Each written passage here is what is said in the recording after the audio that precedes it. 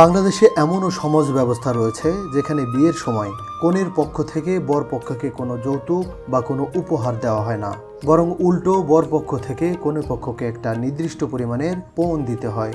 আদি যুগে এই পণ প্রথা থাকলেও বর্তমানে তার উল্টো হয়ে গেছে। এখন ঘরের মেয়ে বিয়ে দিতে গেলে বিশাল পরিমাণের যৌতুক দিতে হয়। এটা কখনো নগদ অর্থ, আবার কখনো উপহারের নামে। এই যৌতুকের বেড়াজালে অনেক গরিব মেয়ের জীবন আটকে আছে, অনেককে বিদায় নিতে হয়েছে এই পৃথিবী থেকে। কিন্তু বাংলাদেশের সাঁওতাল সমাজ এই পণ প্রথা এখনও মেনে চলছে।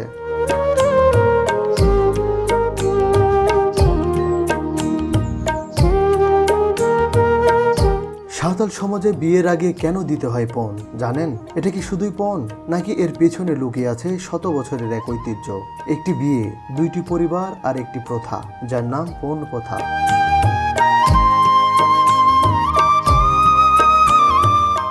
সাঁওতাল সমাজের প্রতিটি আচার অনুষ্ঠানের পেছনে লুকিয়ে আছে ইতিহাস, সংস্কৃতি এবং মানুষের জীবনযাত্রার গল্প। আর সেই গল্পের অন্যতম গুরুত্বপূর্ণ অধ্যায় হলো বিয়ের আগে পালিত পণ প্রথা। বাংলাদেশের উত্তরাঞ্চলের কোনো সাঁওতাল গ্রামে গেলে এখনও দেখা যায় এই ঐতিহ্যের ছাপ। গ্রামের মাটির ঘর, খোলা আঙিনা, আত্মীয় স্বজনের উপস্থিতি আর সামাজিক আলোচনার মধ্য দিয়েই শুরু হয় বিয়ের প্রস্তুতি।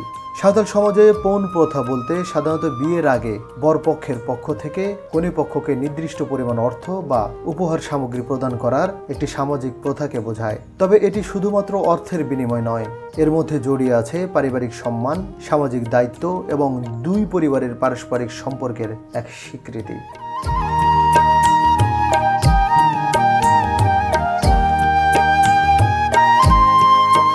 দর্শক, আসসালামু আলাইকুম।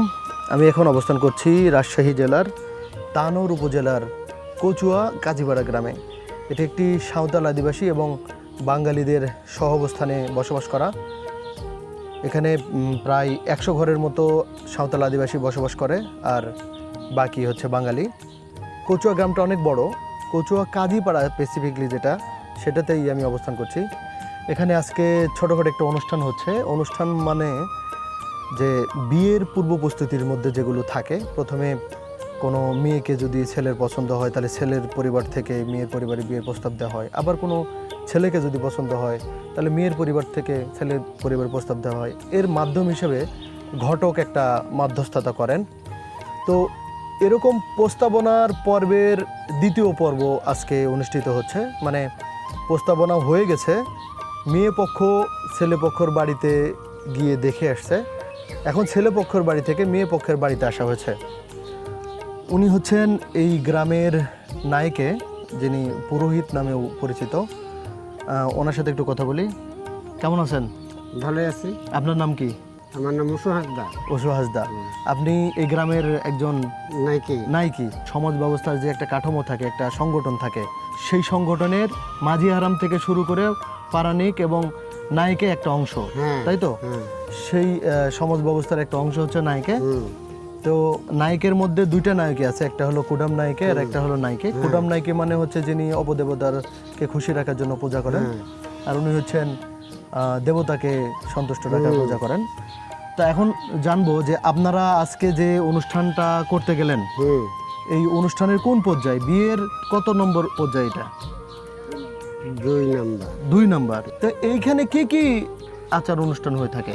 ওই যে পণ বললাম, পণ, এই যে বর বললাম, হ্যাঁ, এইসব দিয়ে আনলাম। হ্যাঁ, পণ মানে হচ্ছে ধান না?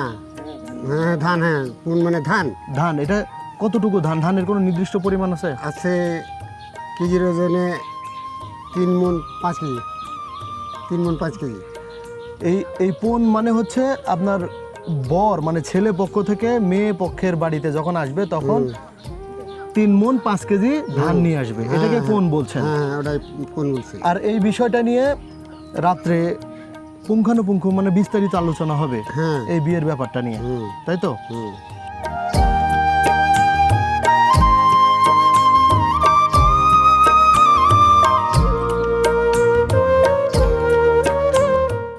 আমি এখন কথা বলতেছি, তিনি হচ্ছেন এমন একটি সেতু বন্ধন যিনি হাজার হাজার মানুষের জোড়া লাগিয়ে দেন। মানে অপরিচিত একটা মেয়েকে অপরিচিত একটা ছেলের সাথে বন্ধন করে দেন, যাকে বাংলা ভাষায় আমরা ঘটক বলে থাকি। আপনার নাম কি? আমার নাম পানছড়ি টুডু। পানছড়ি টুডু। আপনার বাড়ি কোথায়? আমার বাড়ি হচ্ছে কাকনহাট রুদ্রাপুর। আচ্ছা, কাকনহাটের রুদ্রাপুরে। তা আপনি একজন ঘটক, হ্যাঁ, এই ঘটকালি করেন কত বছর থেকে? ঘটক তাহলে মেলায় কয় বছর থাকে? মোটামুটি 10 বছর। 10 বছর। হ্যাঁ, এটা কি আপনার পেশা নাকি এমনিতেই মাঝে না মাঝে করেন? পেশা না। আমার যদি বলে যে আমাদেরকে বোর খোঁজ ইয়ে করে দেন, বিয়া লাগান, তাহলে আমি ঘটক তালি করি। আচ্ছা, আর মানে আমি নিজ পেশাদার। ইচ্ছায়, হ্যাঁ নিজ ইচ্ছায় আমি করি না। ছেলের হয়তো পছন্দ হইলো, দিদি কি কাকি কি মাসি যান ওখানে, আমার ছেলের মেয়ের পছন্দ হয়েছে, এই মেয়েটা আমার সাথে বিয়ে লাগালে ভালো হয়, এরকম করে আমি আচ্ছা, বিয়ে মানে করি। কোনো ছেলে যদি কোনো মেয়েকে দেখে পছন্দ করে হ্যাঁ, আপনাকে হ্যাঁ, বলে, তাহলে হ্যাঁ। আপনি মধ্যস্থতা হ্যাঁ, করেন, হ্যাঁ, তাই তো? মেয়ের বাপ মারাও যদি না, ছেলের বাপ মারাও বলে যদি যে আমি ছেলের বিয়ে দিব, তা আমাকে একটা কন্যা দেখে দাও, আমি ছেলের বিয়ে দিব, তাহলে আমি ধরেন পছন্দ মানে করে ধরেন আমি বিয়ে এভাবে লাগাই। কেউ বললে তারপর আসেন, পেশাদার আপনি না? না, আচ্ছা, না, না। পেশাদার বলতে একটা হিসেব থাকে যে হ্যাঁ, নিজেই ছেলে মেয়ে খুঁজে বেড়াই খুঁজে অবিবাহিত। বেড়াই, তা হ্যাঁ, না, ওই পেশা আচ্ছা, নাই আমার। বুঝতে পারছি। হুম। একটা সময় আমাদের বাঙালি মুসলিম বলেন আর হিন্দু বলেন, একটা সিস্টেম ছিল যে বিবাহ দিতে গেলে মেয়ে পক্ষকে প্রচুর পরিমাণে টাকা, যেটাকে যৌতুক বলি, আমাদের এই অঞ্চলে ডিমান্ড বলে, ডিমান্ড। তো আদিবাসী সমাজে কি সেই ব্যবস্থাটা আছে যে মেয়ে বিয়ে দেওয়ার সময় ছেলে পক্ষকে টাকা দেওয়া বা কোনো কিছু দেওয়ার এরকম ব্যবস্থা আছে? না, না, না, এখন পর্যন্ত তো এই টাকা পয়সা লেনদেনের ব্যাপারে নাই। তবে বিয়েতে যতগুলা মান দান পড়ে, হুম। এই মান ধরেন এই মেয়েকে দিয়ে দিল, আর মেয়ের বাপ মারা যতটি মাইনের টাকা পড়েছে, টাকা তারা তো খরচ করছে, মেয়ের বিয়েতে কম খরচা হয় না, ওই টাকা মেয়ের বাপ মারা রাখে। তো আমার খুব ভালো লাগলো এই জিনিসটা। আসলে বাঙালি মুসলিম বলেন হিন্দু, এদের ভিতরে নাই, সবাই চায় কেউ যৌতুকটাকে টাকা না হলেও অন্য কিছুতে কনভার্ট করে, বলে R15 দিতে হবে, মোটরসাইকেল দিতে হবে, নাহলে আমার ছেলেকে ওই জিনিস দিতে হবে। এইভাবে কেউ, যেমন চট্টগ্রামের দিকে প্রচলন আছে ফার্নিচার, বিয়ের আগে ছেলেদের পরিবার পুরোটাই খালি করে দেয় ঘরটর, মেয়ের পরিবার থেকে ফার্নিচার দিয়ে ঘর ভরে দিতে ঘর হবে। ভরে দেয়, হ্যাঁ, হ্যাঁ,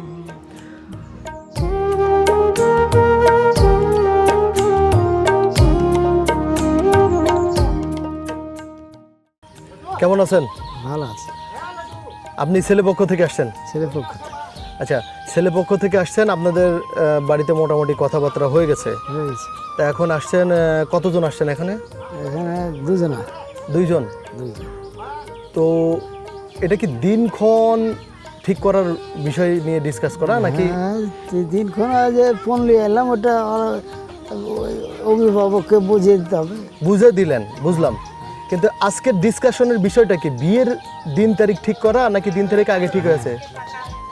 আজকে কথাবার্তা পাকা হয়ে যাবে, বিষয়টা এরকম? হ্যাঁ, আচ্ছা, মেয়ে পক্ষরা ছেলে পক্ষের বাড়িতে যাওয়ার সময় কি নিয়ে যায়?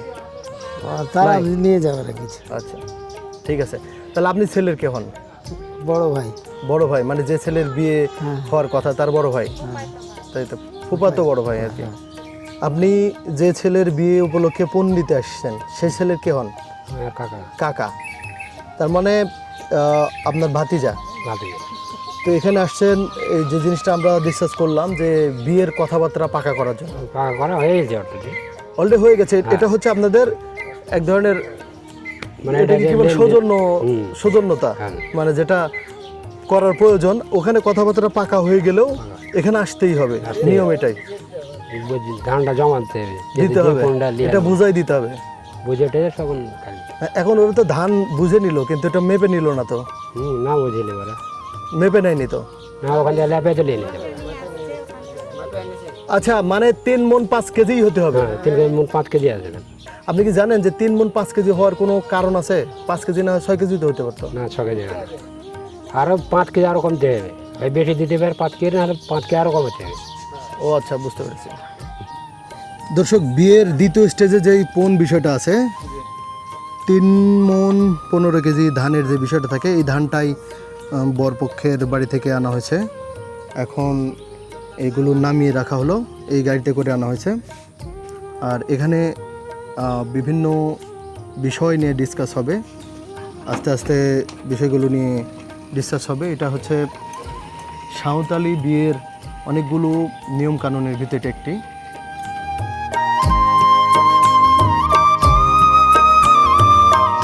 সন্ধ্যার পর সমাজের সবাই এসে উপস্থিত হয়েছে কনের বাড়ির উঠানে। বাড়ির উঠানে সবাই বসে আড্ডা দিচ্ছে। ছোট বড় ছেলে মেয়ে সবাই এখানে উপস্থিত আছে, যেন এটাই একটি ছোটখাটো মিলন মেলা। সাঁওতাল রীতিতে বিয়ের পরব 5 দিনে, তার মধ্যে এটি দ্বিতীয় দিনের পরব। সবাই বসে কথাবার্তা বলছে আর ঠিক করছে কিভাবে কি করতে হবে, কে কোন দায়িত্ব পালন করবে। সাঁওতাল বিয়েতে বিয়ের সকল কাজ সমাজের সবাই মিলে সম্পন্ন করে। আমরা শহরে দেখে থাকি কোনো কমিউনিটি সেন্টারকে বিয়ের সকল আয়োজনের দায়িত্ব দেওয়া হয়ে থাকে, কিন্তু উত্তরবঙ্গের গ্রামের চিত্রগুলো সম্পূর্ণ আলাদা। এখানে বিয়ের সকল কাজ সমাজের সবাই ভাগ করে নেয়। এখানে একটা কাগজে লিস্ট করা হয়েছে কে কোন দায়িত্ব পালন করবে এবং কোন খাতে কত টাকা খরচ হবে। সবাই মিলে পরিকল্পনা করছে আর হাড়িয়া পান করছে। গ্লাস থেকে হালিয়া শেষ হওয়ার সাথে সাথে আবার পুনরায় জগ থেকে ঢেলে পূর্ণ করে দেওয়া হচ্ছে। আপনারা জানেন যে হারিয়া ছাড়া সাঁওতালদের কোনো উৎসব হতেই পারে না, কিন্তু সময়ের সঙ্গে সঙ্গে এই প্রথা নিয়ে নানা আলোচনা ও প্রশ্ন তৈরি হয়েছে। কেউ বলেন এটি ঐতিহ্যের অংশ, আবার কেউ মনে করেন অতিরিক্ত অর্থনৈতিক চাপ অনেক পরিবারের জন্য সমস্যা সৃষ্টি করতে পারে।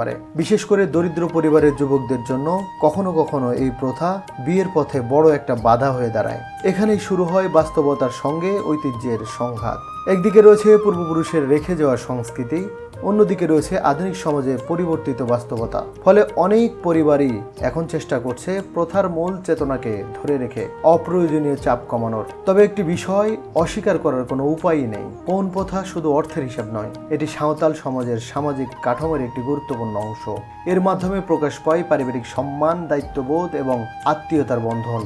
আজকের তরুণ প্রজন্মও নিজেদের সংস্কৃতিকে নতুনভাবে জানার চেষ্টা করছে। তারা ঐতিহ্যকে সম্মান করতে চায়, আবার সময়ের প্রয়োজন অনুযায়ী ইতিবাচক পরিবর্তনও চিন্তা করে। হয়তো এভাবেই শত বছরের পুরনো এই প্রথা ভবিষ্যতে টিকে থাকবে, ঐতিহ্যের সৌন্দর্যকে ধারণ করে, কিন্তু মানুষের জীবনে অযথা কষ্ট সৃষ্টি না করে। আপনার মতে এই ঐতিহ্যকে কিভাবে ভবিষ্যৎ প্রজন্মের জন্য সংরক্ষণ করা উচিত? আপনার মতামত কমেন্টে জানাতে ভুলবেন না। আর এই ভিডিওটি ভালো লাগলে আরেকজনকে দেখার জন্য শেয়ার করবেন। এরকম আরও অনেক ভিডিও দেখার জন্য চ্যানেলটিকে সাবস্ক্রাইব করুন। আল্লাহ হাফেজ।